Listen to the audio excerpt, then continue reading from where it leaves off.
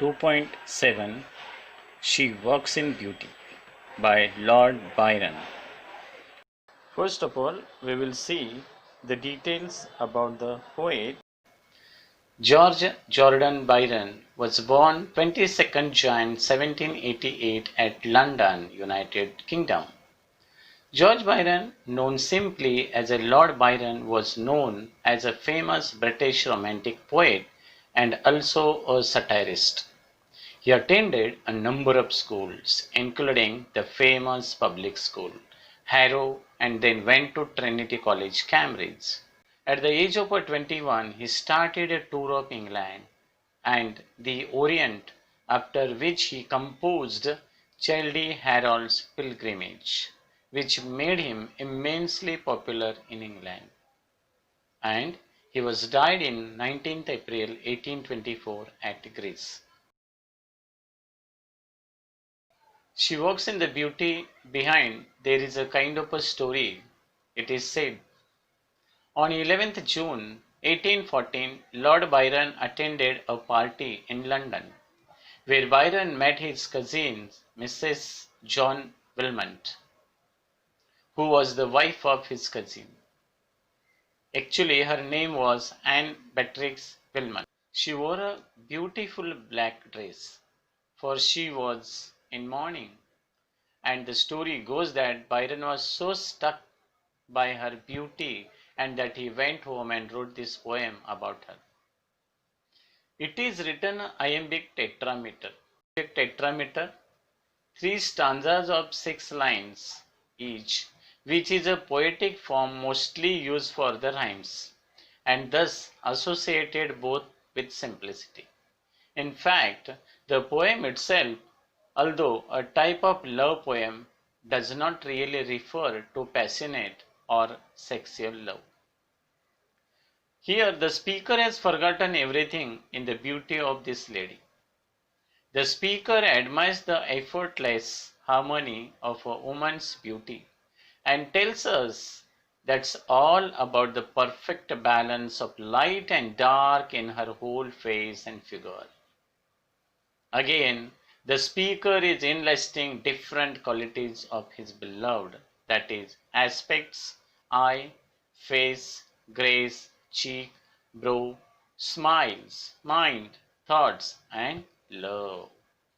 The rhyme scheme of these 3 stanzas are AB, AB, AB. Second, CD, CD, CD, and last stanza EF, EF, EF, respectively. She Walks in Beauty is an 18-line poem written in 1814 and published in the 1815. The poet describes not only her external appearance but also her inner goodness, and if in it harmony can result in the romantic ideal of aesthetic perfection. Byron compares her to the night sky, describing her serene and perfect beauty. Let us move to the first stanza. She walks in beauty like the night of cloudless climes and starry skies, and all that best of dark and bright meet in her aspect and her eyes, thus mellowed to that tender light which heaven to gaudy day denies. Explanation. Now, here the poet talks about an unnamed woman walk in beauty. It's describing her as walking in beauty makes her beauty less personal. Since she is compared to something as night of cloudless climes and the starry skies, that is, a clear night lit brightly by stars. And the suggestion is not just of a personal beauty, but almost spiritual quality. It's not simply that she is dark-haired with bright eyes, but all that best of the dark and bright are joined in her aspect and her eyes. The picture created in just these first 6 lines is of a woman who is not only blessed with physical beauty, but has a certain qualities of harmonious nature about her which increases her attractiveness.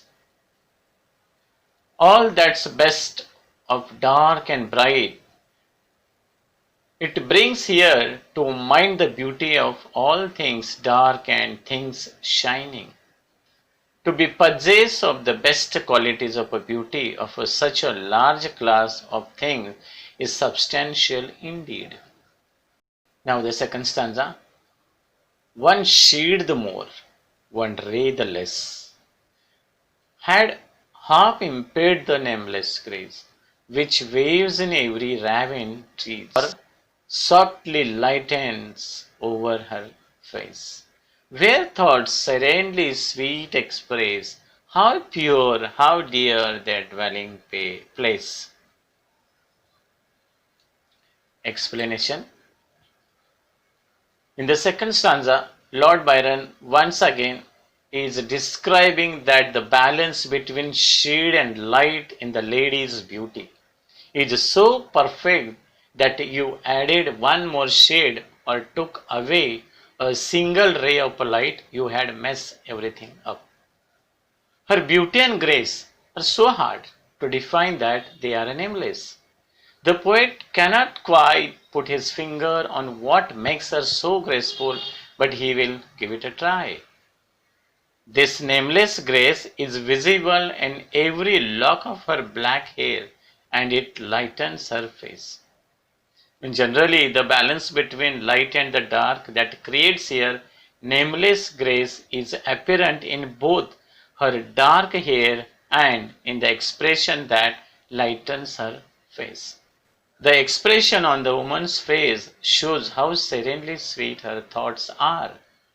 And here, sweet expression, the speaker's reason, is an accurate reflection of what is going on inside her mind, which is dwelling place of her thoughts. Now move to the last stanza. And on that cheek and over that brow, so soft, so calm, yet eloquent, the smiles that win, the tints that glow, but tell of days in goodness spent, a mind at peace with all below, a heart whose love is innocent. Very beautiful lines given by the Lord Byron in the last stanza, and I hope in the first stanza the beauty, the second stanza you would come to know that harmony of that woman, and in the last stanza that is a mind and body of that woman. He explains here, the woman's smile and her healthy blushes that glow on her cheek and brow are serene and calm. In other words, she's quiet and rather elegant. She doesn't joke and laugh a lot. She seems to be more of the lovely and regal type. But even though she is quiet and calm, her smiles and blushes are eloquent. Her face is very expressive, even if she doesn't say much out loud. But what exactly do those smiles express? Here, the poet tells us that they reflect all the time that the woman has spent doing good deeds because she is a good person. Her mind is at peace with all below. In the last line, the poet says that her love is innocent. This could mean that she is not in love with anyone. But here, the Byron feels so strongly about this last line that he adds an exclamation point. The effect is that while this poem may have seemed to be one about superficial beauty, what the poet really admires is the subject goodness. Means in the first, second and third stanza, really the Lord Byron has been given a very good description about the unnamed woman whenever he saw on 11th June 1814 in one of the party in London, and that was the lady which was the wife of his cousin, and her real name is Anne Patrick Spillman. Means overall, this is the detail we get it through the poem She Walks in Beauty by Lord Byron. Thank you. Bye bye. Thanks.